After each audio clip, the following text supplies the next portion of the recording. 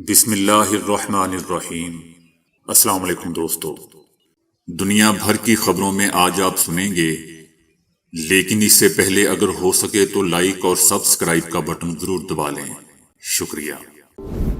صدر Joe Biden اور شی جن کی ملاقات جس پر پوری دنیا کی نظریں۔ آرمی چیف کی تعیناتی کا معاملہ ہم حل کریں گے، شہباز شریف۔ آرمی چیف کی تعیناتی پر عمران خان شدید غصے میں۔ یوکرین جنگ میں اب تک دونوں طرف سے 2 لاکھ فوجی مارے جا چکے ہیں، امریکہ۔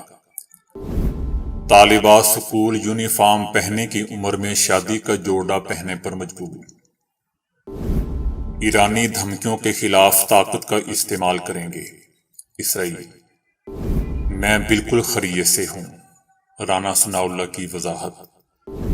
صدر عارف علوی آرمی چیف اور عمران خان کی بیک وقت لاہور میں موجودگی کیا ماجرا ہے؟ تو آئیے چلتے ہیں اب خبروں کی تفصیل کی جانب۔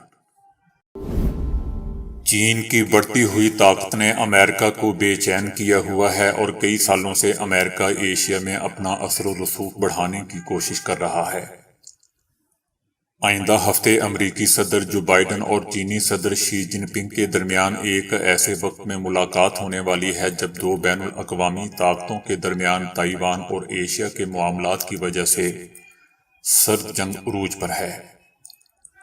صدر جو بائیڈن کے برسر اقتدار آنے کے بعد بطور صدر یہ ان کی شی جن پنگ سے پہلی براہ راست ملاقات ہوگی، جس سے پہلے امریکہ نے اپنی چپ ٹیکنالوجی تک رسائی محدود کر کے چین کی برآمدی منڈی کو کافی نقصان پہنچایا ہے۔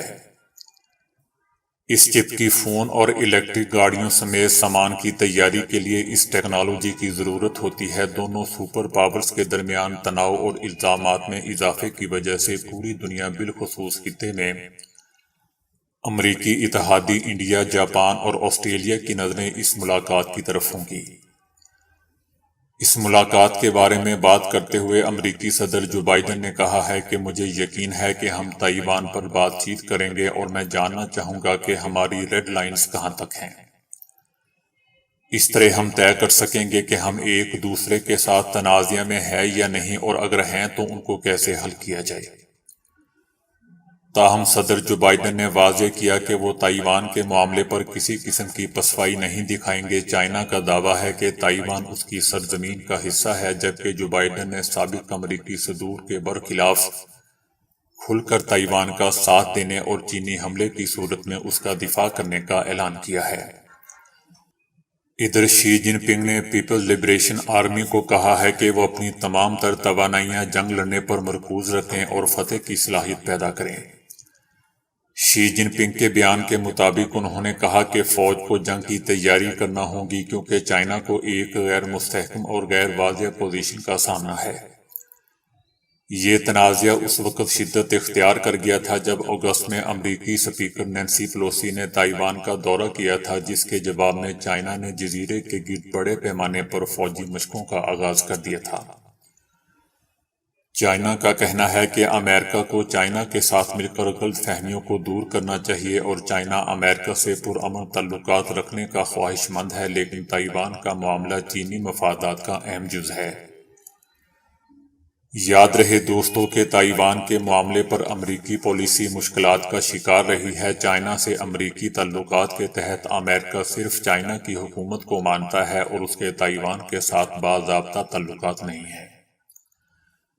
تاہم تائیوان ریلیشن ایکٹ کے تحت امریکہ تائیوان کو اسلحہ فروخت کرتا ہے۔ جب تک امریکہ عالمی تجارت اور ترقی کے فروغ پر عالمی رائے کا علمدار تھا، مشرقی ایشیائی ممالک کی تنظیم آسیان کی حیثیت ٹھیک تھی۔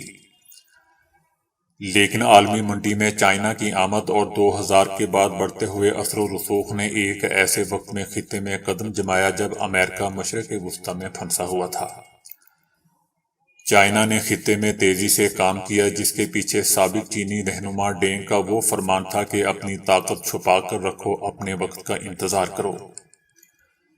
لیکن صدر شی جن پنگ کے 10 سالہ اقتدار کے بعد چائنا کی طاقت اب کوئی ڈھکی چھپی چیز نہیں ہے۔ چینی معاشی اعتبار سے نہایت ہی اہمیت اختیار کر چکا ہے اور عسکری قوت کے اعتبار سے بھی اتنا طاقتور ہو چکا ہے کہ خطے میں تو کوئی بھی کھلم کھلا اس کے سامنے کھڑا نہیں ہو سکتا۔ شہباز شریف نے کہا ہے کہ آرمی چیف کی تعیناتی کا معاملہ آئین کے مطابق ہی حل ہوگا۔ شہباز شریف کی نواز شریف سے اہم ملاقات ہوئی ہے، جس میں مریم نواز، سلیمان شہباز شریف، عابد شیر علی بھی موجود تھے۔ نواز شریف نے صحافیوں سے مختصر گفتگو کرتے ہوئے کہا کہ جھتوں کی پہلے بات نہ مانی نہ اب مانیں گے۔ اللہ تعالیٰ معاملات کو بہتر بنائے اور ملک کو بھی بہتر راستے پر لے کر آئے۔ ملک مشکل میں ہے، ہم اسے بہتر راستے پر لائیں گے۔ شہباز شریف نے کہا تھا کہ ناکامی عمران خان کا مقدر ہے، وہ ملک کو تباہ کرنا چاہتا ہے۔ عمران خان نے کہا ہے کہ ایک مفرور شخص لندن میں بیٹھ کر پاکستان کے فیصلے کر رہا ہے۔ انہوں نے کہا کہ شہباز شریف مفرور نواز شریف سے آرمی چیف کی تعیناتی پر بات کرے گا۔ لندن میں تماشا ادارے مضبوط کرنے کے لیے نہیں ہو رہا۔ نواز شریف نے آج تک میرٹ پر کوئی کام نہیں کیا۔ انہیں یا تو رشتہ دار نظر آتے ہیں یا ان لوگوں کو اوپر لاتا ہے جو ان کو فائدہ دیتے ہیں۔ نواز شریف اسے آرمی چیف بنائے گا جو اس کی مدد کرے گا۔ میں آج یہ کہتا ہوں کہ جو میرٹ پر ہو اسے آرمی چیف بننا چاہیے۔ عمران خان کا کہنا تھا کہ یہ لوگ آہستہ آہستہ اپنے کیسز ختم کروا رہے ہیں، چوری کا پیسہ ہضم کر رہے ہیں۔ نیب میں بھی یہ اپنی مرضی کا شخص لے کر آگے ہیں تاکہ ان کے کیسز آگے نہ چل سکیں۔ انہوں نے تو نیب کے قوانین ہی ختم کر دیے ہیں۔ حکومت نے ملک کا بیڑا غرق کر دیا ہے۔ برآمدات اور ترسیلات زر کم ہو رہی ہے، قرضے بڑھ رہے ہیں، لیکن انہیں کوئی فرق نہیں پڑے گا کیونکہ ان کا سارا پیسہ باہر پڑا ہوا ہے۔ امریکہ نے دعویٰ کیا ہے کہ یوکرین پر حملے کے بعد سے اب تک 1 لاکھ روسی فوجی مارے یا زخمی ہو چکے ہیں۔ امریکی جنرل مارک ملی نے کہا ہے کہ یوکرینی فوج کو بھی تقریباً اتنی ہی تعداد میں ہلاکتوں کا سامنا ہے۔ امریکی جنرل نے کہا کہ پہلی جنگ عظیم میں مذاکرات سے پہلے از وقت انکار نے انسانی مصائب میں اضافہ کیا تھا اور مزید لاکھوں ہلاکتیں ہوئی تھیں۔ امریکہ نے یوکرین کی افواج کی جانب سے خیرسن کے علاقے کو روس سے واپس لینے کو سراہتے ہوئے اسے غیر معمولی فتح قرار دیا ہے۔ ایک علاقائی دارالحکومت جو روسی افواج نے جنگ میں لے لیا تھا، وہاں یوکرین کی فوج نے دوبارہ اپنا جھنڈا لگا دیا ہے، اور یہ ایک نہایت ہی اہم واقعہ ہے۔ امریکہ کا کہنا ہے کہ روس یوکرین کے مختلف علاقوں کی اپنے ساتھ خود ساختہ الحاق کے بارے میں دعویٰ کرتا ہے، اور جب یوکرین فوج جوابی حملے کرتی ہے تو پیچھے ہٹ جاتا ہے۔ یوکرین اس تنازع میں امن کا فریق ہے اور روس جنگ کا فریق ہے۔ روس نے یوکرین پر حملہ کیا۔ اگر روس نے یوکرین میں لڑائی بند کرنے کا انتخاب کیا اور چھوڑ دیا تو یہ جنگ کا خاتمہ ہوگا۔ اگر یوکرین نے لڑائی بند کرنے اور ہار ماننے کا انتخاب کیا تو یہ یوکرین کا خاتمہ ہوگا۔ افغانستان میں اسکولوں کی بندش کے بعد طالبات کی جلد از جلد شادی کا سلسلہ زور پکڑ گیا ہے۔ 13 سالہ زینب کو اس عمر میں جب اسے بازار میں اسکول یونیفارم خریدنا چاہیے، انہیں شادی کا جوڑا خریدنے پر مجبور کر دیا گیا۔ طالبان کے اقتدار میں آنے کے بعد ایسی بے شمار لڑکیوں کی شادیاں ہو چکی ہیں جو اس سے پہلے اسکولوں میں پڑھ رہی تھیں، اور اگر اسکول بند نہ ہوتے تو آج اگلی جماعت میں ہوتی۔ زیادہ تر لڑکیوں کی شادی بڑی عمر کے افراد کے ساتھ ہو رہی ہے، جس کا فیصلہ لڑکی کا والد کرتا ہے اور لڑکی کی پسند کا اس میں کوئی کردار نہیں ہوتا۔ زینب کا کہنا تھا کہ میں بہت روئی اور والد کو سمجھاتی رہی کہ ابھی میری شادی نہ کریں، انتظار کر لیں، طالبان اسکول دوبارہ کھول دیں گے۔ میرے والد نے کہا کہ ایسا نہیں ہوگا، گھر میں فارغ بیٹھنے سے بہتر ہے کہ تمہاری شادی ہی کر دی جائے۔ زینب کی شادی کا فیصلہ گھنٹوں میں طے پا گیا اور دلہا اپنے رشتہ داروں اور کچھ سامان کے ساتھ ان کے ہاں پہنچا تھا۔ اس سامان میں بھیڑیں، بکریاں، چاول کی 4 بوریاں شامل تھیں، جو کہ ایک طرح سے دلہن کی قیمت ہوتی ہے۔ افغانستان نے دلہن کے بدلے اشیاء کی فراہمی صدیوں سے چلی آنے والی رسم ہے۔ زینب کا دلہا جو کہ اس سے 17 سال بڑا ہے، اس کے ساتھ سسرال چلی گئی اور تب سے وہیں رہ رہی ہے۔ افغانستان دنیا کا دوستو واحد ملک ہے جہاں لڑکیوں کے اسکولوں میں جانے پر پابندی ہے۔ زینب کا کہنا تھا کہ والدین کے گھر پر میں صبح سویرے سے اور اپنی مرضی سے جاگا کرتی تھی، مگر یہاں تھوڑی سی بھی دیر ہو جائے تو سبھی ڈانٹتے ہیں۔ سسرال والے کہتے ہیں کہ ہم نے تم پر اتنا خرچہ کیا ہوا ہے اور تمہیں کسی چیز کا پتہ ہی نہیں ہے۔ لڑکیوں کے والدین کا خیال ہے کہ افغانستان میں بچیوں کا کوئی مستقبل نہیں ہے، اس لیے جلد بیاہنے کی کوشش کرتے ہیں۔ پچھلے سال جب طالبان نے ملک کا کنٹرول سنبھالا، اس وقت یہ امید ظاہر کی گئی تھی کہ وہ اپنے پچھلے دور حکومت کے مقابلے میں خواتین کو آزادیاں دیں گے، مگر ایسا نہیں ہو سکا۔ دوسری طرف طالبان حکام کا دعویٰ ہے کہ لڑکیوں کی تعلیم پر پابندی عارضی ہے، مگر جب بھی اس کو ختم کیے جانے کی بات ہوئی انہوں نے ہیلے بہانوں سے اس کو برقرار رکھا۔ چھوٹی عمر میں شادی لڑکیوں کی صحت پر منفی اثرات مرتب کرتی ہے۔ ایسی شادیاں افغانستان کے دیہی علاقوں میں عام ہے جہاں لڑکی کے والدین کو رقم دی جاتی ہے۔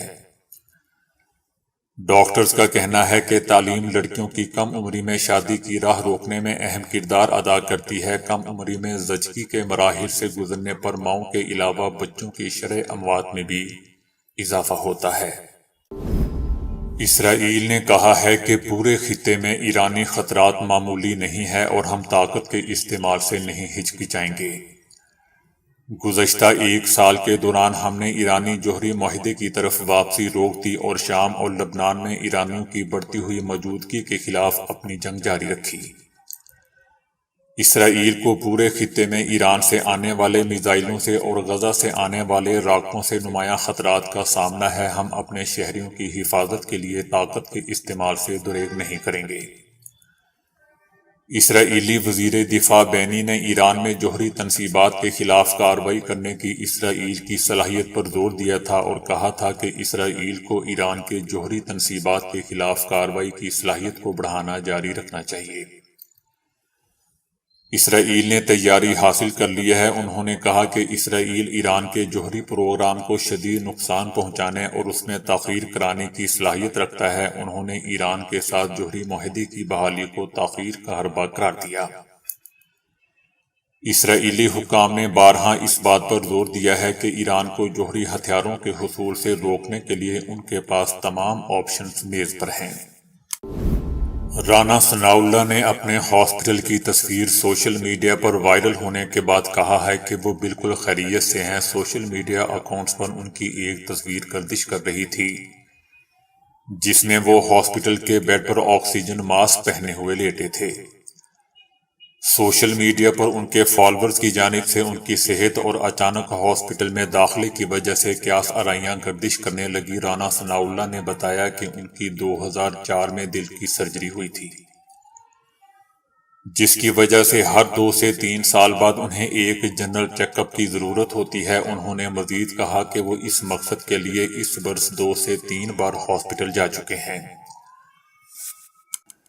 وزیر داخلہ نے مزید بتایا کہ انہیں 1 سے 2 دن میں ڈسچارج ہونے کی اجازت دے دی جائے گی۔ مریم اورنگزیب نے بھی اس معاملے پر وضاحتی ٹویٹس کیے۔ انہوں نے لکھا کہ رانا ثناء اللہ کی صحت کے حوالے سے قیاس آرائیوں میں صداقت نہیں ہے۔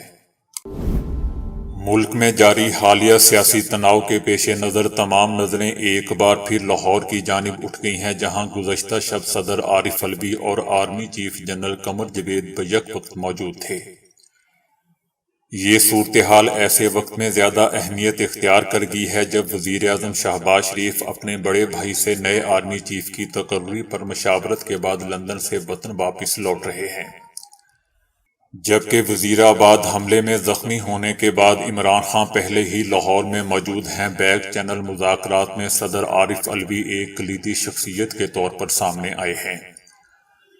وہ پہلے بھی جنرل قمر جاوید باجوہ اور عمران خان کے درمیان ایوان صدر میں کم از کم ایک براہ راست ملاقات کروا چکے ہیں۔ اس سے پہلے صدر عارف الوی عمران خان کی عیادت کے لیے پہنچے، جہاں انہوں نے جنرل قمر جاوید باجوہ کا پیغام عمران خان تک پہنچایا۔ جنرل قمر جاوید باجوہ گزشتہ شب ایک رات لاہور میں ٹھہرے۔ عارف الوی عمران خان اور جنرل قمر جاوید باجوہ سے ملاقات کرنے والے ہیں۔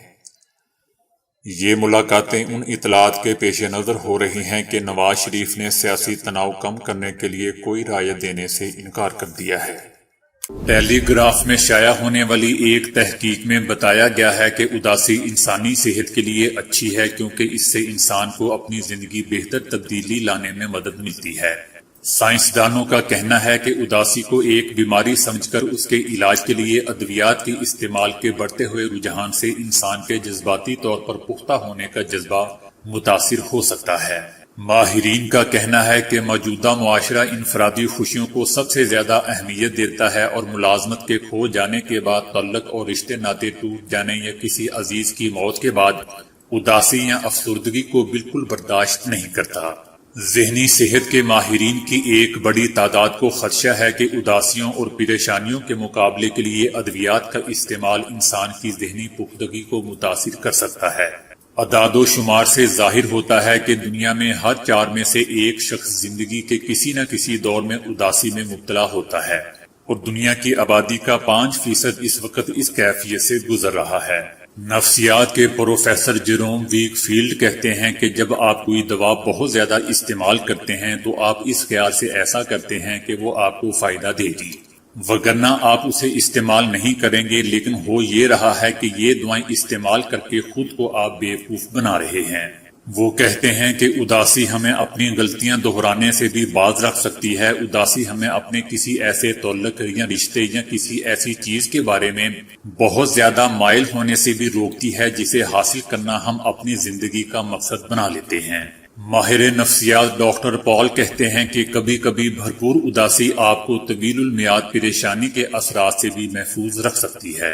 ان کا کہنا ہے کہ اگر اپنی پریشانیوں سے نکلنے کے لیے سوچ بچار نہیں کریں گے تو شدید ذہنی دباؤ کے شکار رہیں گے، جس کے نتیجے میں آپ ذہنی طور پر بری طرح تھک سکتے ہیں یا آپ یہ سن 85 کا دور ہے۔ مارسین ایک مشہور امیر کبیر بدعتی شخص تھا جن کے پاس متعدد جہاز تھے۔ اس نے کلیسیا کے مقابلے میں اپنے پیروکاروں کو منظم کیا۔ اس نے رومی سلطنت کے مختلف حصوں میں متعدد کلیسیا قائم کیے، جو کہ تعداد اور اثر و رسوخ کے لحاظ سے 2 صدیوں تک کافی مشہور رہے۔ دوستو، کلیسیا کے معنی مسیحی امت کے ہیں، جس میں تمام مسیحی خواہ وہ کسی بھی قوم اور ملک کے ہوں برابر کے شریک ہیں۔ اس لحاظ سے کلیسیا ایک فرقہ نہیں سمجھا جاتا۔ بائبل کے مطابق کلیسیا مسیح میں وہ لوگ ہیں جو نجات کے لیے یسوع مسیح پر ایمان لائے ہوں۔ مارسین نے مسیحیت کو یہودیت سے بالکل علیحدہ پیش کیا۔ اس کی تعلیم کے مطابق اسرائیل کا کلیسیا سے یا یسوع مسیح کے باپ خدا سے کوئی تعلق نہیں ہے۔ اس کے مطابق حقیقی خدا جس کا کسی کو علم نہیں تھا، اسے ظاہر کرنے کے لیے مسیح دنیا میں آئے۔ چائنا اسکائی آئی کے نام سے مشہور 500 میٹر قطر کی ریڈیو ٹیلیسکوپ FAST کو 1 اپریل سے پوری دنیا کے سائنسدانوں کو مشاہداتی استعمال کے لیے کھول دیا جائے گا۔ اپریل سے مختلف ممالک کے سائنسدان چائنا کی قومی فلکیاتی مشاہدہ گاہ کو آن لائن درخواستیں پیش کر سکیں گے۔ یہ سن 90 کا زمانہ ہے۔ بطلیموس مشہور یونانی ماہر فلکیات، جغرافیہ دان اور ریاضی دان تھا جو مصر میں پیدا ہوا۔ اس نے نظام شمسی کا زمین کے سینٹر کا نظریہ پیش کیا۔ اس موضوع پر اس کی کتاب المجستی بہت مشہور ہے، جو 13 جلدوں پر مشتمل ہے۔ بطلیموس نے اپنا فلکیاتی نظام قائم کیا جو 1500 سال تک صحیح سمجھا جاتا رہا۔ علمی دنیا میں یہ بطلیموسی نظام کے نام سے مشہور ہے، جس کے مطابق زمین ساکت اور قائم ہے اور سورج، چاند اور دیگر سیارے اس کے گرد گھومتے ہیں۔ 1400 میں پولینڈ کے ماہر فلکیات کوپرنیکس اور گلیلیو اور کیپلر کی تحقیقات نے اس نظریے کو غلط ثابت کر دیا۔ اب ساری دنیا میں کوئی اس کو ماننے والا نہیں ہے۔ اسپین میں محکمہ تعلیم کے مطابق گزشتہ سال اکتوبر کے مہینے میں شروع کی جانے والی اسلامی تعلیم کی کلاسز کو مزید اسکول اور سینٹرز تک بڑھایا جائے گا۔ محکمہ تعلیم کی ڈائریکٹر جنرل ماتے ایمرچ کا کہنا ہے کہ اس بات کا فیصلہ بہت سی درخواستوں کے بعد کیا گیا ہے۔ کلاسز ان اسکولوں میں شروع کی جائیں گی جہاں زیادہ تعداد میں طالب علم موجود ہوں گے۔ اس سے قبل کاتالونیہ میں اسلامی تعلیم کے حوالے سے بھی متعدد درخواستیں موصول ہوئی تھیں۔ تو دوستو ابھی کے لیے اتنا ہی۔ ویڈیو کو لائک اور شیئر کرنے کا بہت بہت شکریہ۔